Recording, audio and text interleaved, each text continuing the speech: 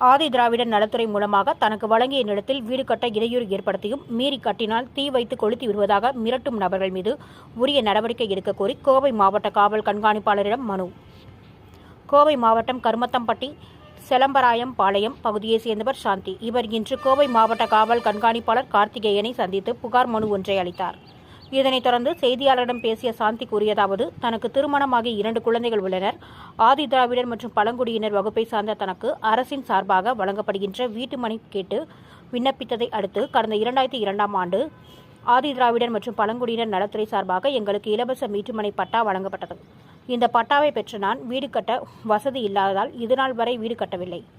தனது சகோதரி வீட்டில் வசித்து வருகின்றேன். தற்போது தனக்கு அரசு வழங்கிய இடத்தில் வீடு கட்ட முற்பட்ட பொழுது அதே பகுதியில் வசித்து வருகின்ற ஆறுமுகம் மற்றும் ஐராஜ் ஆகிய இருவரும் இணைந்து தங்களை இந்த பகுதியில் வீடு கட்டக்கூடாது, குடிசை போட்டால் அதனை தீ வைத்து கொளுத்தி விடுவதாகவும் வீடாக கட்டினால் இடித்து தள்ளிவிடுவதாக மிரட்டி வருகின்றனர்.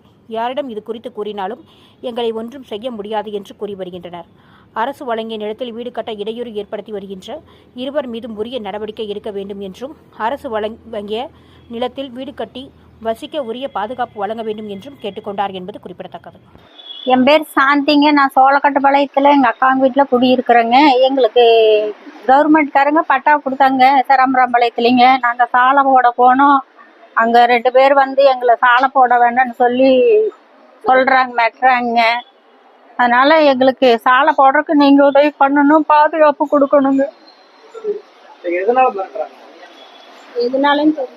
எதனாலன்னு தெரியலீங்க. அவங்க இங்கெல்லாம் சாலை போடாதீங்க நீங்க அப்படின்னு தான் எங்களை மிரட்டுறாங்க.